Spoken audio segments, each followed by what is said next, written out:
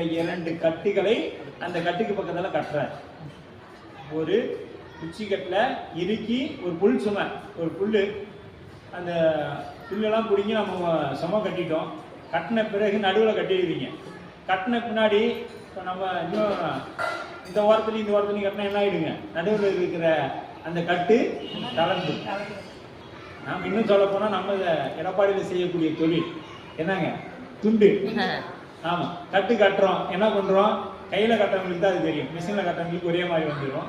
கையில் கட்டினோம்னா இந்த பக்கம் கட்டு கட்டணும்னு இந்த முதல்ல அதுக்கு முன்னாடி ரொம்ப கஷ்டப்பட்டு டைட்டாக கட்டி இருக்கிற கட்டு என்ன ஆயிருங்க, தளர்வாக இருக்கும்.